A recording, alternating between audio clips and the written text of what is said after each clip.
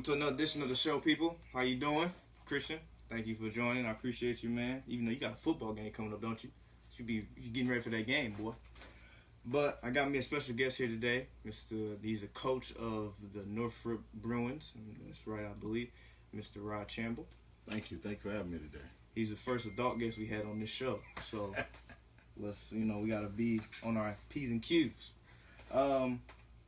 I want to touch on a little bit today. We're going to get into a topic that he brought to me, and we're going to talk about that a little later. But first, I want to hit on the Olympics. Have you been watching the Olympics?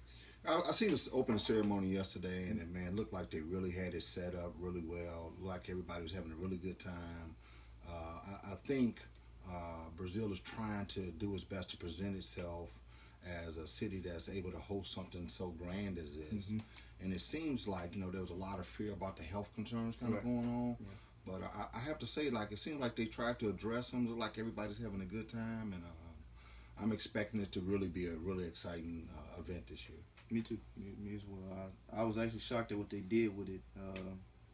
Some of the theatrics that they put on from, that standpoint. Next, the Mad Ants have their trials. They're coming up their trials here, their annual trials. So if you want to go try out for the team, by all means, you coming out of retirement. Oh, no. No, nothing like that for me. I'm going to stick to watching. I really like the Mad Ants. I like them guys being here in Fort Wayne. I think that their involvement in the community, the things that they're doing, man, is really big. A lot of kids have dreams of just being able to play professional basketball, and we got the opportunity to have such a classy program as the Mad Ants here, who do everything possible to try to help these kids achieve whatever their dreams are. So, man, thumbs up to the Mad Ants. I look forward to seeing them this year. We'll see. We will see. So I'm gonna talk, but then I seen my boy Christian, like I said earlier, he got his game coming up. But I want to talk a preview about the football season for the SAC. Who you think gonna win the SAC this year? Well, you got to give credit to the people that did it last year. I always start there. I believe that Snyder has a great program. Their coach has done a great job preparing them. I think that their school and their community buy into what they're doing. So they have a tradition. They have the map on how to win. Mm-hmm. So that's a successful program. So you got to start there. You also got to give a thumbs up to Dwinger. Them guys play so hard. I think they also have a great program. I would put those two probably at the top, not to take nothing from Carroll. Carroll, coach, if I'm understanding it, that guy also came from Snyder. Mm-hmm. So he also has the blueprint. So he understands what it is to build a program. He understands also what his kids have to do every day from preseason all the way through the season to be successful. So I would have to put those three at the top, and then from that point on, it could be about anybody. I think it's like any given Sunday most of the time because you could take somebody like Lures, which is another great program, and I think on any given Friday night, maybe Lures can come in and beat one of those three. So it should be exciting. I'm expecting a little bit more parity, but I just think those three programs we mentioned earlier probably are the ones that stand out. Yeah, I know Dwinger they lost one of their star running back from last year due to an ankle injury at a camp, and I know him personally, and he said he should be back hopefully in the middle of the season. He doesn't want to rush it, so and I get that. But I think I'm going with Snyder. I mean, that's my alum, but I believe Snyder might pull it out. But from what Christian telling me, they might tank this year because they don't want to move up to the 6A. Right. Because they had to play the big boys like Carmel and Ben Davis all the time. So I can see them doing that, but we'll find it. We'll see. Next, I don't know if you've seen in the news, ESPN, the Bennet Brothers, Marcellus and Michael. They had their piece on ESPN, the magazine. Did you hear about what they said? I've heard small parts of it. I didn't watch the entire episode with them guys speaking, but Martellus Bennett, I'm a Bears fan, so I've heard that type of conversation from him before. And Michael, he's kind of been that way ever since he's came into the lead. And one of the things that I have to say for Michael is that he was just mentioning being involved in social activities out in the communities. And I think he probably was a little bit more overzealous in his conversation, but what he was trying to probably say was that, we just got to get involved, and that calls for everybody. Yeah. And I think sometimes people look at who's saying it more so than what they're saying. Right. So especially for Michael, I understood kind of what he was trying to get around to.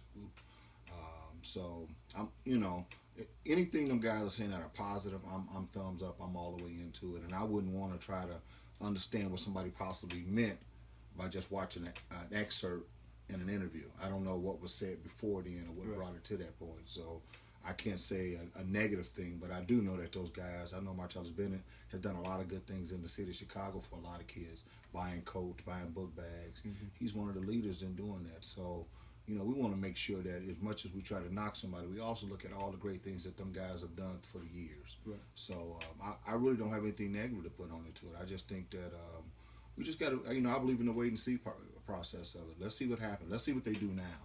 Now that everybody's talking about it.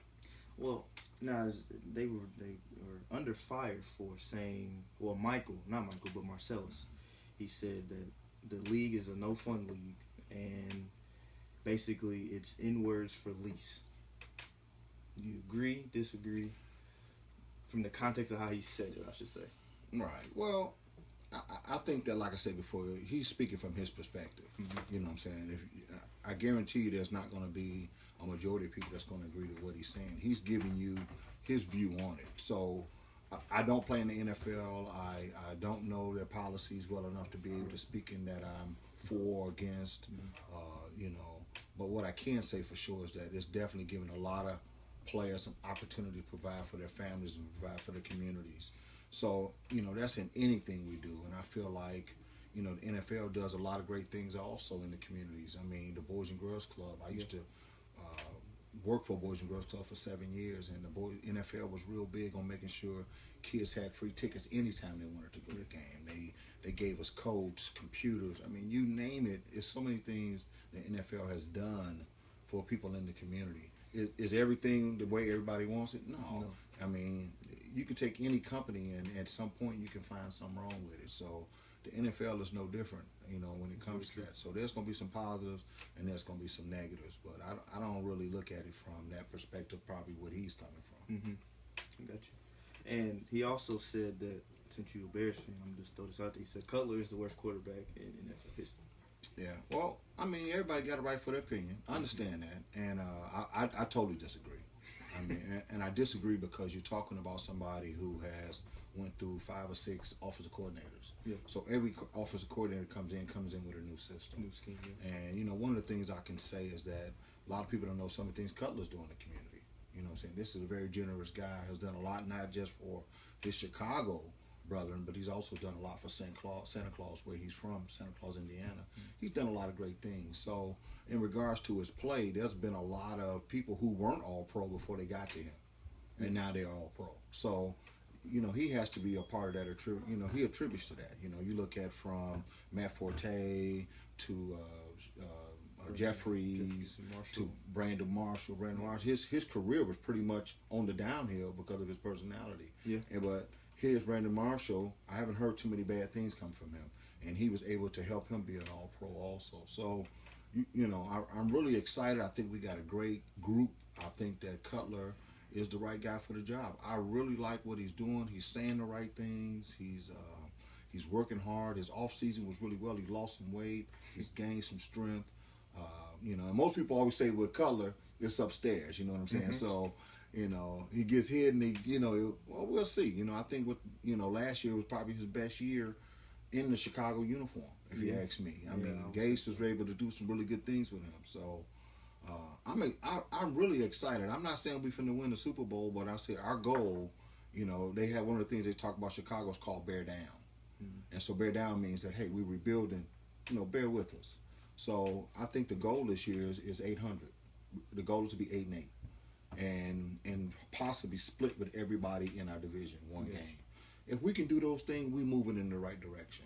And that's really how you build a program. No program jumps off the map and all of a sudden they're the best thing since sliced bread. It takes some years to build. You got to get the right coaching staff, which I believe we got. We got, with Fox being there, Faggio being there. Mm-hmm. I really think that we in the right framework to really do some really good things. So, you know, not this year, but I would say next year I would be expecting them to be a playoff team. So, I'm a happy Bear fan right now. To be honest with you, I'm a really happy Bear fan right now. Well, at least you're not like the Cowboys fans, because their team going to the Super Bowl every year. Every year. How great their team is, or how horrible their team is. So, every year. Yeah. So now we're gonna talk about the topic that you brought to me. So I'm gonna let you tell the people what that topic was and explain a little bit, and then I'll go from there. Okay. Well, basically, what I kind of want to touch on was just the state of basketball in Fort Wayne. Fort Wayne is a very renowned city for basketball. State of Indiana really is. It's just one of those topics that I think that as basketball community, we need to make sure we're addressing it, because one of the things I've noticed as I've came from the AAU program over to the high school game, it's really night and day kind of what's going on. And a lot of that has to do with, you know, AAU is such a big piece of basketball here in the Fort Wayne community. You know, everybody, you know, I hear more parents talking about making sure that their kid is ready for AAU season. Right. Yeah. You know, and it's one of those situations that's kind of like upside down where I come from in Chicago, where high school ball is looked at really high, and then AAU was always just something that you added on to work on something or that you did. So I kind of want to touch on where I felt Fort Wayne is at in regards to as far as the growth of the game. Is it going forward? Is it going backward? Are we stagnant? And just kind of touch on some of the things I've noticed now that I've had an opportunity to kind of see both sides of it, and just hopefully start that dialogue.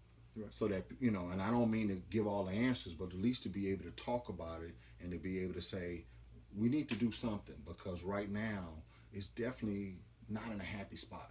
You know what I'm saying? I see so many parents who are not happy. I see so many players who are not happy. I see so many school administrators that are not very happy. And also the AAU coaches aren't very, very happy. And that all ties into, you know, everybody got this dream that they want their kid to go and play college basketball. And that's not always possible. I got a comment from one of my friends from school. She said AAU was critical. So I'm going to ask this question. Do you think AAU is damaging the game? Damaging, I don't think any time you're playing basketball it damages you. Okay. But this is where I think the difference is. And like I said, I coached AAU for 23 right. years. So, and a lot of people believe that, you know, through AAU, that's the way you get recruited. That's the only way you can get recruited, when in reality, seems like it's the best way for most people now. That's the myth that it is. Okay. So let's put, you know, the whole point of getting recruited is that you're a good player, right, and you're continually developing, and there's still room for you to grow, and you bring a team atmosphere with you to my team. Okay. So in other words, I really haven't ran into a college coach who says, hey, I want that good selfish player who can shoot 35 shots from three-point line, terrible in the locker room, don't hit his books. I've never met that. I've never met that coach. Right. So I think what happens a lot of times with AAU is that because they don't practice every day, they don't watch tape before a game, they don't have a game plan necessarily for every team that they're playing. So it's more of it's a pickup game, and you're making quick adjustments. And if the coach has never seen that style of zone or that type of player, he can lose, and that doesn't mean that he's a bad coach. Right. Now, the effect of it on the player is that he's just playing. Yeah. He hasn't worked on this. He hasn't worked on how to stop a pick and roll. He hasn't worked on how to stop the flex offense. He's done none of that. What he's doing is he's giving you his natural ability, and he's saying, this is me, this is where I'm at right now, and this is how hard I play, and this is my character. That's it. Whereas in high school basketball, it's kind of like you really have to study a little bit more. It's like you actually are in class now. This isn't summer school. So you actually got homework every day. You actually got to understand what your opponent's going to do and what they're going to take away. You actually got to understand how you tie into the game plan, and you got to tie into the overall team atmosphere. And a lot of time, players believe if I stand out, then the schools will notice me. And that's not always true. I seen the kid from Carroll High School last year, and I can't remember his name, the big kid. And this wasn't it Chandler White? No, not Chandler. That was the year before that. Yeah, he was the year before that, last year. And they had a kid, and this kid, I think he averaged 14, 15 points a game, and he ended up signing with Ball State. Okay. I mean, a great kid. He easily could have averaged 14, 15 more points a game. I mean, that's what he averaged. He easily could have averaged 25, 30 points a game. Gotcha. But he was a team player. He was a team player. The coach at Carroll does a great job of making sure his team is focused on trying to stay together and playing a team concept. So some of that falls back on the coach and creating that environment that guys buy into the team atmosphere. Gotcha. But we have so many kids in Fort Wayne who are tied into the AAU belief right now, and those guys are just tied into, I'm going for mine. Got to get mine first. And a lot of that is not just the kid backing up. You have a lot of parents who tie into it also, and so they're telling the kid, hey, you need to get 15 touches, and out of them 15 touches, 10 of them need to be shots, and which has nothing to do with the game plan. Maybe this game we don't want him to shoot, So it's different for basketball than it is for football, because in football you can run a play and the ball is going to this kid. It's a little bit different. Whereas basketball, everybody sometimes touches the ball. So it takes an individual to say, even though I think I'm open, I'm going to do what's best for the team. And they're not hearing that. And because they're not hearing that, now you got individuals out there playing against some of the school systems that are just real team-oriented. And so that's kind of what makes it so difficult for the Fort Wayne right now. Not that our kids are about as talented as any kids in the state, but the team concept part of it, we're struggling with, I believe, because we got so many kids who are playing a lot of AAU basketball, and it's really a individual-driven contest. So let me ask this: with you coaching both sides of the spectrum, so you've seen both good and the bad of both, do you try to push that development as a team-oriented as in the AAU as you do in high school? Well, I mean, like I said before, the difference is in AAU, you pick your team. Okay, so I would pick individuals who I felt already had the team concept, that type of temperament, that understood I got to do what the team is asking me to do if I'm going to be a part of this team. Plus, in the AAU program, I could say to a kid quickly, hey, you don't tie into our program, I don't want you. Gotcha. Okay. Whereas in high school, you got to take what you got. You take what's given to you. And it's not that it's a bad thing, but you got kids now who are on your program that they don't care about the team. All they caring about is how I look, how many shots can I get up. Totally opposite to everything you've been saying in practice, preseason, workout. It's all about team. It's all about team. And here this individual saying, man, I think the school going to be looking at me, so I need to shoot it, So you battle, and then here's a parent that's telling him that, saying, well, my kid ain't getting more shots, and you're like, that's not what we do here. Well, my kids need to, it's like they just don't see the whole overall picture that, it's about team. And every coach in this city wants to win, and he wants to win the right way, which I believe is by doing it as a team. And if you look at the programs that are successful, not only in basketball, but one of the things I look at with Snyder, my daughter goes to Snyder, so I've been fortunate to see a lot of their football and see that they have a team concept. You don't play for Snyder football if you don't have that team concept. That team is everything to them. Yeah. And that program has been successful because everybody buys into it. And that's the thing, you gotta get people the mindset to buy into whatever it is, no matter if it's, you might be struggling, you may not get it, but if you buy into the concept, to me, your team probably. And one further step to it is this. And I could use all the examples besides Snyder, but that's just a closer one to me because my daughter goes there. But I can say that not only are the players buying into the team concept, the parents understand tradition. Right. Now, they know if the coach at Snyder says, hey, I got to work out at 7 in the morning, you need to be there. There's no parent going, well, why is he working out? They understand if you're going to be a part of this team, you better adjust. Coach don't play that. Hey, coach said we need to run 2 miles. It's automatic. Gotcha. And so, far as on the basketball side of it, right now, the state of where we at in Fort Wayne, I believe, we don't have as much buy-in from the parents because a lot of the parents didn't play football.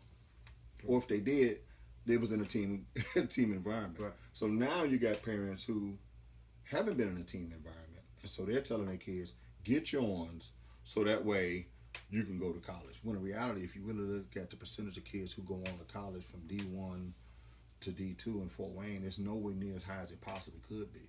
Because, you know, you got to, even though the coaches are probably telling them the right things to do, you got to battle this parent that's telling them completely the opposite of what possibly could get this kid a couple looks. Because there's nothing that says, I want a kid not to go to college. You know, but I don't build my program around a kid. I build a team. And so at some point, sometimes those two things tug of war each other. So with your daughter, I seen that Snyder got a new coach. He's a coach actually Indiana Tech girls team. Friend. Yeah. Do you think he will be a good asset to them moving forward? Oh, definitely. You're talking about somebody that's been in the game a long time, that's got a love for the game.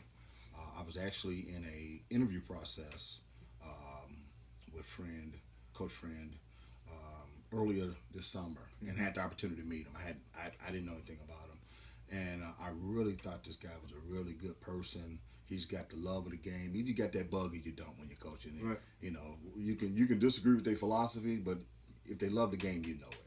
He's definitely got a love of the game. He's been successful at Bishop Luers before. He's come to Indy. He's coached college basketball. See, at this stage for him, and he's similar to a lot of the coaches that's in the SAC, we trying to give everything to these kids. There's nothing for me to gain. I'm not trying to ride on the curtail of a kid and make it to a college, college team. We're really trying to give our passion out to these kids. We're really trying to give our knowledge out to them. And I feel like Coach Friend is somebody that will just add to the rich tradition that's over there at Snyder. Somebody that really has the kids' best interest in heart. Now, is he super excited? is he kind of zealous? Yeah. But guess what? He also gonna care about each one of the kids. And the number one thing that I know from talking to people about Coach Friend is that he teaches a family environment. Yeah. Here's somebody that, it's about family. And one thing I always tell kids is that one thing about high school that AAU can't do. Once you play high school and you become a part of that family, you can always come back home. That's true. You can always come back home and talk to coach. But AAU, you can't always do that. Yeah. You may see the coach, you may say, hey, how's it going? And, there's special relationships, don't get me wrong. But there's nothing like being able to come back to your high school and knowing that that's my alma mater. And so that's one of the things I think family is such a big deal. And I think that Coach Friend is about that. I really believe that was a great hire for Snyder. So, and then also, I know you coach Norfolk, and I've seen the video that went viral with y'all team. The guy that got his ankles broke. Is he still on the team? Yeah. In all honesty, that was the Homestead game, and I believe it was Ferguson. And really, he didn't do anything. In all honesty, he didn't do no special move to break him down. Ayande is a very, very good defensive player. In all honesty, and he was already falling. Before he came, before he started guarding him. But no, I honestly believe that it was a good move. But he really didn't do. If you watch it, he really didn't do anything. It wasn't like a Kyrie Irving type of crossover. Yeah, I know that's the thing. So why did he get not once but twice? I mean, just one of them situations, man. His balance was off. I don't think Ferguson did anything that was special. Now, if he had did something special, and I can say, man, that was a nice move. He really didn't. He honestly didn't. But I tell you this, okay? We play Homestead this year, and Ayande is on that team. Come watch it this time. Okay. And really, in all honesty, it's probably the best thing that ever happened to Ayande, because he's been in the weight room consistently since then. He's been in the gym consistently. Now you take a kid who was kind of playing, that was pretty good. Now he's got a chip on his shoulder. I'm gonna show them. And you're talking about a kid that was already a good kid. Now you give him a purpose. Y'all gonna laugh at me? He's taking it up to another level. So I'm expecting, for the viewers that's out there watching, please come to the Northrop Homestead game. And I'm not saying Northrop gonna win and all that stuff. I'm not here for that. But I can tell you this: Ayande will be guarding him. And let's see what happened this time. We will see. Okay. Now, you as a coach, did you laugh? I honestly, I didn't even think nothing of it. Just being honest with you, I didn't go, oh, look, he fell. You know, you so deep into the game. Yeah. He didn't do nothing. If he had did something, I probably would have been like, wow, that was a nice one. But I think he did a stop and go. Went to the, I mean, he's not a ball handler like that. Yeah. Now, if you'd have said JJ Foster, Mm-hmm. that's a ball handler, you know what I'm saying? Or D-ball, or, you know, somebody that's really got handles like that. I would have been like, wow, now that was a nice move. But he's not even, he's a shooter. Yeah, but that's what made it so Uh, iconic, though. It was just, I keep forgetting you went to Snyder, so go ahead. No, that's all right. That's all right. I can't really say too much because our squads didn't even get out of sectional, so I can't really say too much. Yeah. I tell you what, though, it's not as easy as people think it is. I know, you know, we probably got the toughest sectional in Northeast Indiana. Now, I'm not taking nothing against the guys down in Indianapolis. Those guys are playing on a whole nother level right now. Mm-hmm. Where Coach Gooden went to down in Indianapolis to, I think it's Lawrence Central he went to. I mean, that whole conference, them guys are stacked. They're playing on a whole nother level. But I would have to say the SAC, you know, pound for pound in the state, I'd have to put them definitely in the top 5. And, you know, getting out of the sectional where you got Northrop, Northside, Carroll, Snyder, and East Noble. So you take Northrop, Northside, Carroll, okay, and Snyder, all in the same sectional. Somebody that's good is gonna lose in this. That does not mean they didn't have a good season. Northside had a good season last year. Carroll had a good season last year. Okay, Snyder had a good season last year. You know, they were successful. Does that mean because you didn't win the sectional game, you're not? We put it this way: Snyder had a way better record than we did, but we won a sectional game. But it really came down to the draw. You know what I'm saying? Yeah. Tudor didn't do anything wrong. He really went up against a very good team. He went up against Carroll. Carroll played an excellent game. They play hard. They had a good team last year. But you being a coach and Tudor, and you see the situation that Tudor had. I mean, he had 7 years of, I would say, I know when I was there, my senior and junior year, the teams that we had were pretty good. And he still couldn't get out of the section. Well, okay. Well, let me say this part to you. So, in Tudor's situation, okay, first of all, he had some bad draws. Don't get me wrong. He pulled Northside of those. He pulled Northside a couple times, and that, you talking about maybe, that's the top 5, 2 of the top 5 teams in Northeast. Yeah. All right. Now, the other thing is this, is that when you look at these teams, and this is Fort Wayne, remember now, from the views of Fort Wayne, that's kind of what we're getting on, is that people are looking at these teams from an individual point of view. Oh, you got this kid, and they got this kid, and they got this kid. And so everybody see all this size, and they see all these kids, but what they don't see is, how is that team? And see, that's the part of it that people don't understand. So even though it looked like he should win, it doesn't mean that they were playing well at that time. Internally, we don't know what was going on in that locker room. We don't know what was going on in his practices at that time. You know, it comes back to the coach when it's all said and done. You follow what I'm saying? If you look at his record over your 7 years, did he have a winning record or a losing record? Yeah, a winning record. Okay, now, I can give you several coaches who don't even have a winning record over the last 7 years. You follow what I'm saying? Yeah. But you at Snyder, so the expectations is high. I'm at Northrop, where the expectations are high.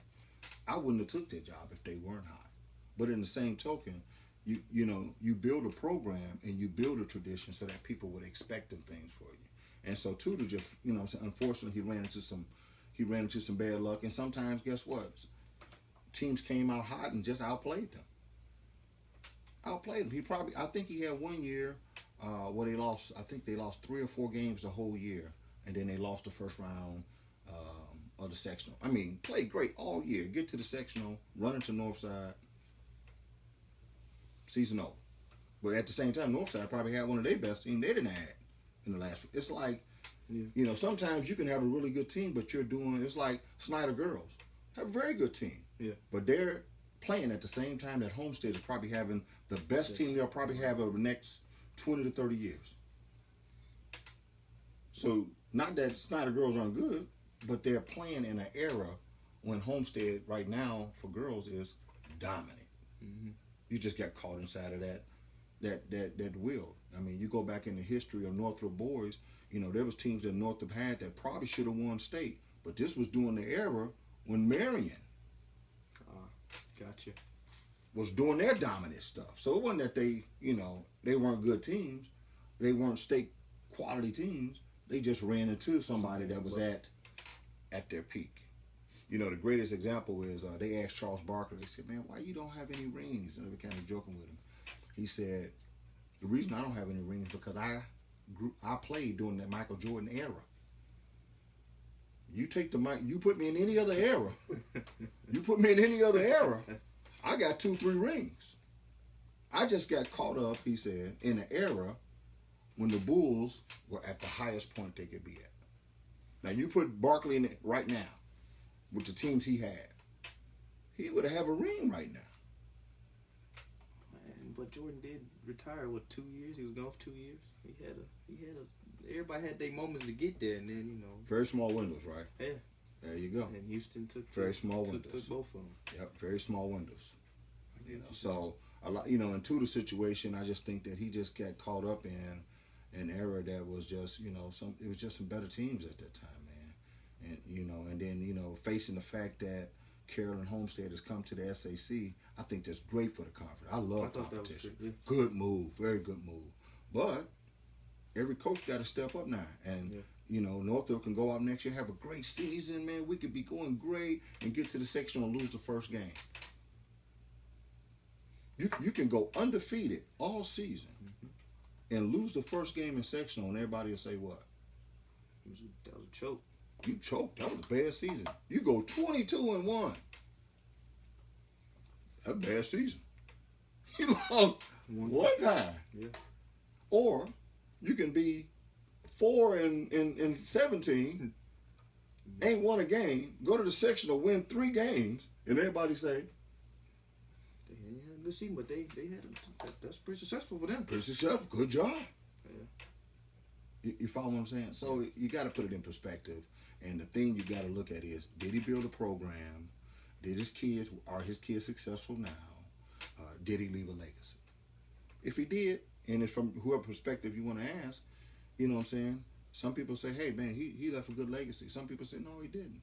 But for me personally as a coach, I can tell you this, and from talking to Tudor and meeting with Tudor wanted to win. Okay? And he did everything I felt he thought he needed to do to win.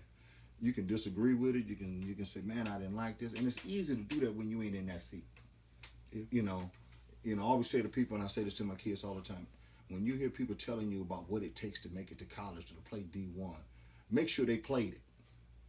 Because you don't know what to put in your back. You climbing a mountain, you don't know what to put in your backpack. Yeah. If you ain't never been to the top, how you know what to put in your backpack? Ask somebody that's been to the top. That's true. And that's the part of it that I think people miss sometimes. Yeah, because I got some people that play for Snyder. You probably know Trayvon. Mm-hmm. He always was correcting me about, man, I can't stand him, man. I'm like, just play, man, play the game. Make sure y'all still as a cohesive unit as a team and go on. Exactly. But when the coach becomes a centerpiece between you playing it, enjoying and not enjoying the game, then you'll miss the whole focus of all the other 10, 11 guys that's on that team that's counting on you. Right. And that's that individual part where you start thinking, how does he affect me? I don't like the way he talked to me. I don't like the way he affect me. I've had AU teams where Trayvon and them played on, and we was about the team. We didn't never say, well, you had 12 shots and we didn't think like that. Mm-hmm. You kind of see what I'm saying? And so we was able to build an environment that was about us, and we were able to be very successful. And then when some of our players would say, oh, I want to go play with somebody else, and they would go to other teams to try to play with them, then what would happen is they would understand that, guess what? Man, this is a totally different environment. You follow what I'm saying? Yeah. It ain't always greener on the other side. So that's very true. And that's really something I really want to touch on with you in one of my final notes is the ability on kind of what's going on with this transfer piece. And one of the things that that's real big in Fort Wayne. And like I said, I'm being from the outside looking in. Like I said, being from Chicago, whatever high school that was in my area, that's where we kind of went. Yeah. So I lived in Thornton District, so I went to Thornton. I wouldn't have thought to go to Thorn Ridge or Thornwood or Bloom or Home. Man, I'm from Thornton, man. I go to the grade school. That's where I'm going. It had nothing to do with Thornton was good, bad, or whatever. It didn't make it. It didn't matter. All that mattered was that was my school. I had Thornton pride. To this day I do. You know what I'm saying? So I would have, even if I wouldn't have, I still would have been trying out for the team all the way up to my senior year. I would have never thought leave. Right. Man, you're crazy. Because that's just the way it was. And I believe, as I talked to some of the people who've played here in Fort Wayne over the years, that's kind of how it used to be here. It used to kind of be, you went to Southside or you went to Elmhurst. That's where you went. You didn't kind of like, oh, I like the coach over at such and such, so I'm going to jump over here. And, he didn't play me for 10 minutes. I'm going to go play for the coach and play me 20 minutes, So right now, it's really, like I said before, it's kind of what you tell your kids, what I'm saying. I'm fortunate to have a daughter that's a pretty good player, and she's been to Snyder all 3 years, and this will be a 4th year. And she was in a situation before Gary Friend came there where people came to us and said, hey, are you interested in sending your daughter to this school and she could start for us, and we would win state, and I'm like, why would she leave Snyder? Well, I mean, they may not win Homestead in your conference. Her friends are there. That's her family. I never even thought I would ever take my daughter and send her to another school for whatever reason, because I knew that school was her family. Right. And that's where she wanted to be. I never would have thought, let me take over here because we got a better chance of winning state. Whereas right now you got a lot of that when it comes to the school side of it. Now AAU, kids move around all the time. Yeah.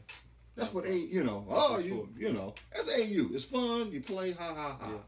But in high school, the people that you with every day, 10 months out the year, that's your school. Whereas right now, I feel like in Fort Wayne, I can coach a kid today. I don't know if he's going to be there next. I don't know if he's going to be there next year. And it has nothing to do personally with myself or that staff. It could just be the school in general. So I'm trying to understand it myself, This first time I done heard about it, so I'm kind of like, because I know when I was in school, which was 3 years ago now, but if they wanted to transfer, the coach would have to release them to play. That's a myth. The myth is that coaches make the decision on if a kid can transfer or not. Coaches have nothing to do with that. All a coach can do is, I'm telling you, all a coach can do is coach his team. That's it. When a kid decides to transfer, that's the athletic director. Athletic director makes that decision. And one of the policies at Northrop is any kid, regardless if you're a good kid or bad kid or whatsoever, or indifferent, whatever, they're gonna, if he played varsity 1 year, he's gonna have to sit. That's the same thing if a kid played varsity, they try to come to Northrop also. So it's one of those situations where that's the Fort Wayne community system, school system policy.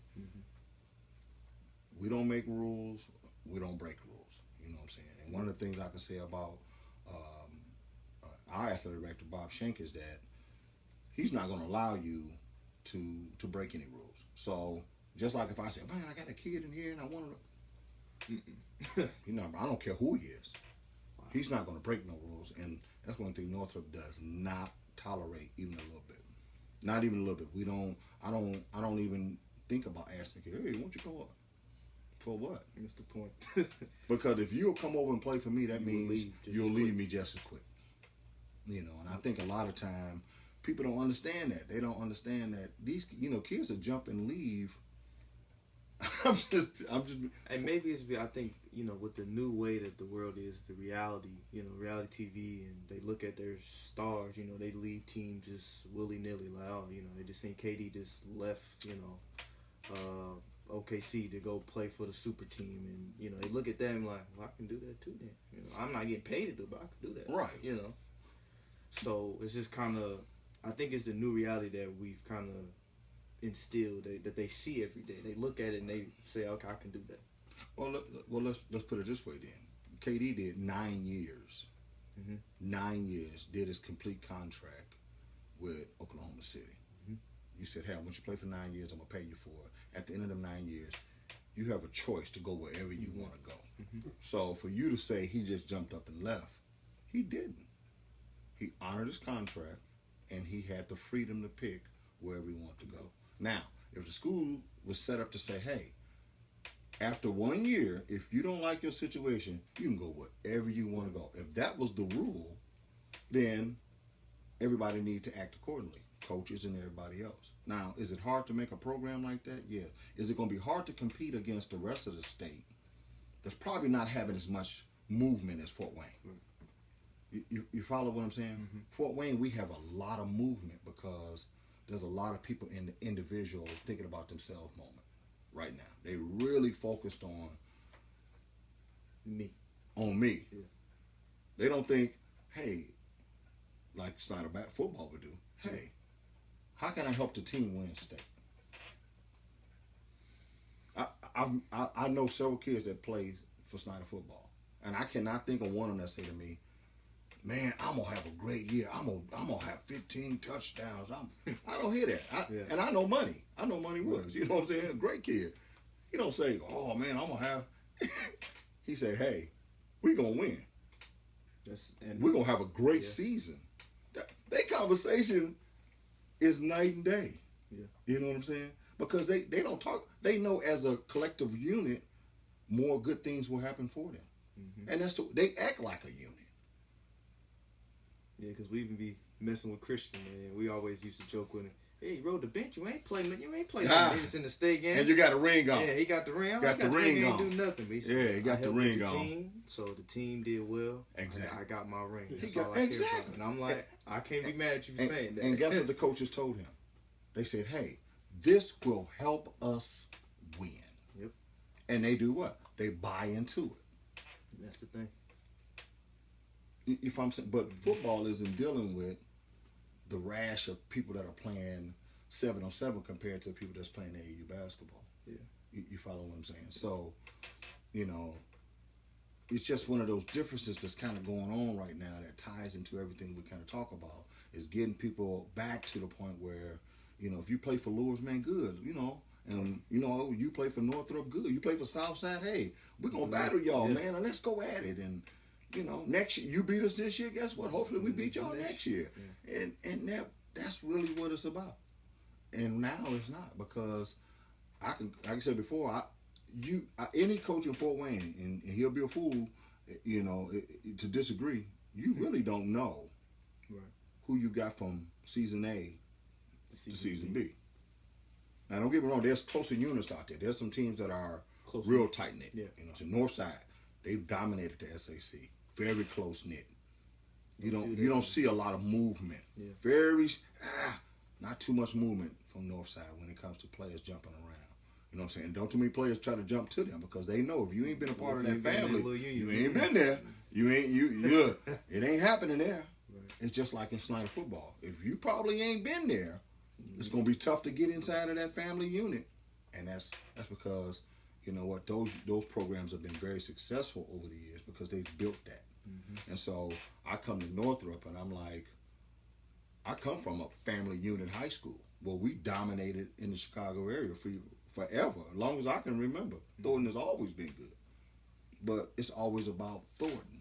It's never been about any individual. So I come to a school now that hasn't practiced that family type of piece. And you got everybody yelling at you. You got the administrators saying, hey, what's going on? You got the kids, I'm for me. And you got the parents, yeah, give it to, I mean, everybody's everywhere. And then the city by itself is like going crazy, and it's like, settle down. We got some really good kids here. I really don't believe we got bad kids in Fort Wayne. I really believe we got good kids who got great skills, especially when it comes to basketball and football. And we just need to settle down and teach them a very important message, which is loyalty. Not just to my school or yours or Northside, but just overall, man. If you say you're going to do something, keep your word. Do it. You know what I mean? And so if you get an opportunity to see the article by Koopman, he talks about that. He said his number one reason for being happy to be out of Fort Wayne was the lack of loyalty. Now that's out of his mouth. Right. He said the fact that I can have a kid in camp and be with them all year, and the next minute they gone for whatever reason. That really it takes its toll on you. And I know I'm gonna have my pluses, my good days, and I'm gonna have my bad days. But it's tough to really put something together that can really do something special when you don't know who gonna go off first. Is the parent gonna go or is the kid gonna go? So that makes it difficult. I get you on that. And I wish there were more coaches like you out here teaching loyalty to these young people. So I'm gonna leave it there. It's been another episode of Something to Think About. For me, signing off. Mr. Chamble signing off. Y'all have a great day.